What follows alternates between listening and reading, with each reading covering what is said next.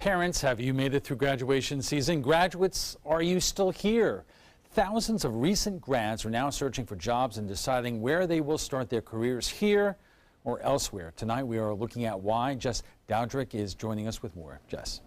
Alan, business owners feel that over the last 20 years, the Suncoast has made massive changes, now offering more opportunities than ever for recent graduates. There are startups forming and other companies are starting to grow, but there's still a long way to go.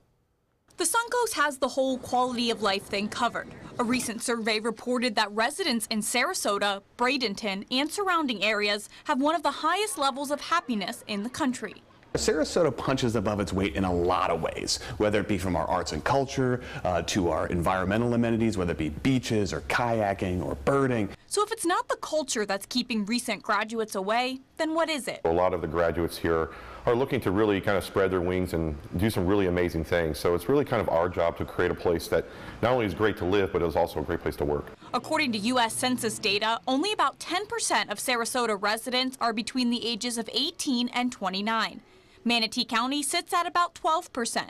While the Suncoast is home to some of the state's top school systems, the problem is a lack of training for the jobs that actually exist here. What we see is a real skills gap issue sometimes that of the jobs that do exist versus what people are trained to do. So how do we get those workers that are looking for work from here, where they do not have the skills that are necessary for the jobs that exist, to there, where they have the skills that match up with the opportunities that exist?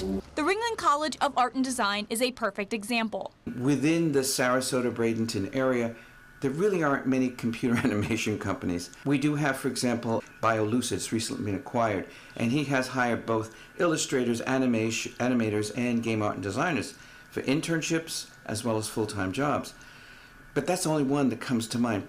Of 250 recent graduates of the Ringling College of Art and Design, the college expects only 5 to 7% of them to stay on the Suncoast. Another 10% may stay in Florida, but the rest will leave.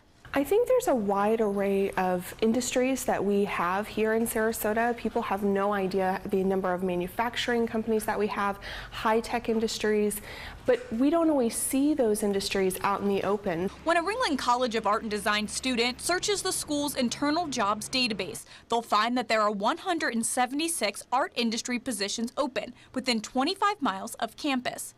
To help these students find opportunities locally, the college started a collaboratory program with local businesses. In the last 4 years, 400 students have taken advantage of it. For example, I'll mention the police department. They had a contract, they paid for the service, where how do they rebrand themselves? And they came up with Blue and You. So in other words, the collaboratory allows students to work on these accounts, if you will. They get the experience.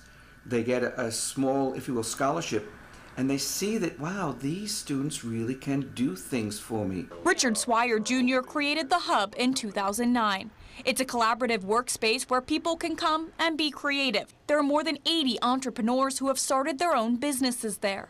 There's a lot of students out there that probably have no idea that we have this amazing incubator right here downtown Sarasota. It's not really about growth or really about going crazy with trying to get big companies to move here. I really believe the future should be more focused on how do we take the great assets that we have and how do we bring entrepreneurship back into our culture and DNA and really go from there. Just one entrepreneur could dramatically change things on the Suncoast. I think the biggest part is including young people in the conversation. The more that we can get young people engaged in what's happening locally, all of the things that we're talking about in our local government and in our civic space, those are things that are going to affect us 5, 10, 20 years from now. These people are the future of this community, and we will only go as far as those young professionals will take us.